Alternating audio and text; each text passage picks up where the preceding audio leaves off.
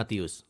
Pada video pertama, kita telah melihat bagaimana Matius memperkenalkan Yesus sebagai Mesias dari garis keturunan Daud dan sebagai guru yang penuh kuasa seperti Musa, juga sebagai Immanuel, yang dalam bahasa Ibrani berarti Allah beserta kita. Setelah Yesus mengabarkan dan mengajarkan tentang kedatangan kerajaan Allah, dan setelah ia membawa kerajaan Allah ke dalam kehidupan sehari-hari bangsa Israel, kita dapat melihat bahwa Yesus diterima oleh banyak orang.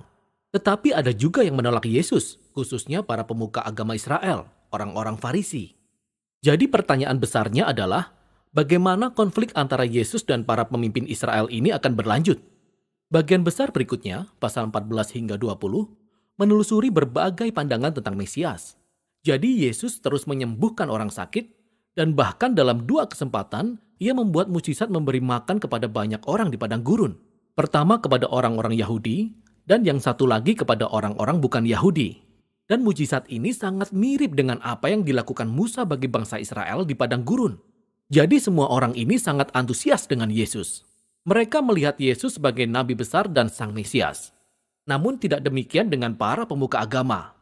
Pandangan mereka tentang Mesias didasarkan pada perikop seperti Mazmur 2 atau Daniel pasal 2. Mengenai Mesias yang berkemenangan, yang akan membebaskan bangsa Israel dan mengalahkan para penyembah berhala yang menindas mereka. Dan dari sudut pandang mereka, Yesus adalah seorang guru palsu. Ia menghujat Allah dengan klaim mengenai dirinya sendiri. Di sini diceritakan juga bagaimana para pemuka agama meningkatkan perlawanan dan bersekongkol untuk membunuh Yesus.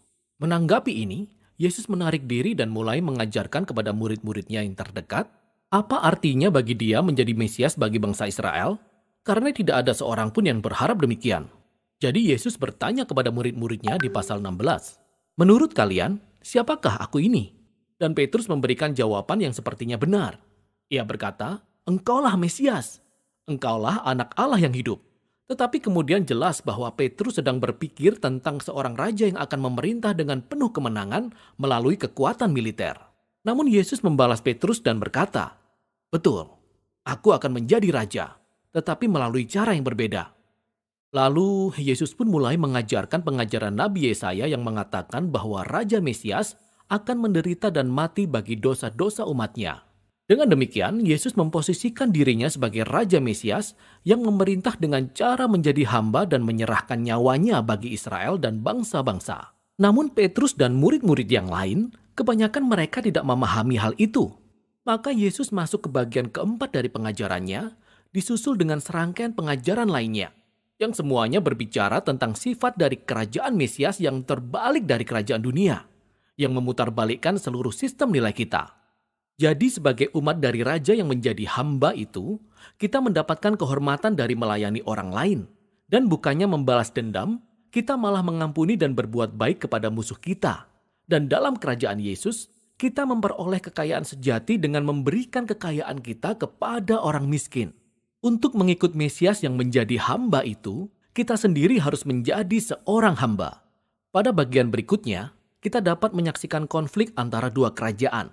Kerajaannya Yesus dan kerajaan para pemimpin Israel. Yesus datang ke Yerusalem untuk perayaan Paskah dengan mengendarai seekor keledai. Dan banyak orang menyanjung dia sebagai Mesias.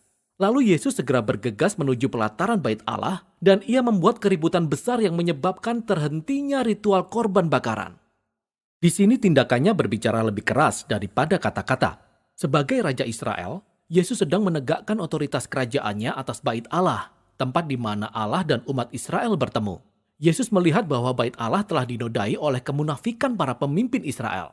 Maka ia menantang otoritas mereka dan tentu saja mereka menjadi sangat tersinggung.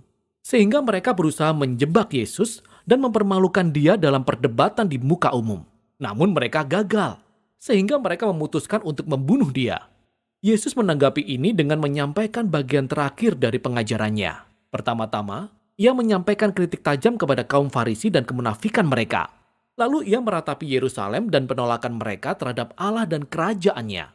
Kemudian Yesus mengundurkan diri bersama murid-muridnya dan ia mulai memberitahu mereka apa yang akan terjadi. Ia akan dihukum mati oleh para pemimpin itu. Namun dengan demikian, mereka akan mengakibatkan kematian mereka sendiri. Karena bukannya mereka memilih jalan Yesus, yaitu kerajaan yang penuh damai, Mereka malah memilih jalan pemberontakan terhadap kekaisaran Romawi. Sehingga akhirnya Yerusalem dan Bait Allah akan dihancurkan. Akan tetapi Yesus berkata, ini bukan akhir dari cerita. Setelah kematiannya, ia akan dibenarkan oleh kebangkitannya dan suatu hari nanti, ia akan kembali dan mendirikan kerajaannya atas segala bangsa. Sementara itu, para murid harus tetap waspada dan berkomitmen untuk memberitakan Yesus dan kerajaannya, serta menyebarkan kabar baik. Dan saat perkataan Yesus masih terngiang-ngiang di telinga para murid, kisah ini mencapai puncaknya. Malam itu, Yesus membawa murid-muridnya pergi dan ia merayakan perjamuan Paskah bersama mereka. Paskah mengulang kembali kisah pembebasan bangsa Israel dari perbudakan melalui kematian anak domba Paskah. Lalu Yesus mengambil roti dan anggur perjamuan sebagai perlambang yang baru untuk menunjukkan bahwa kematiannya yang sudah dekat akan menjadi korban untuk menebus umatnya dari perbudakan, dosa, dan kejahatan. Setelah perjamuan itu, Yesus ditangkap. Ia diadili di hadapan mahkamah agama, Dewan Pimpinan Yahudi. Mereka menolak pernyataannya sebagai Mesias. Mereka menuduh dia menghujat Allah. Lalu Yesus dibawa menghadap gubernur Romawi, yaitu Pilatus.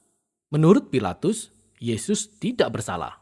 Namun Pilatus menyerah pada desakan para pemimpin Yahudi, sehingga ia menjatuhkan hukuman mati kepada Yesus dengan cara disalibkan.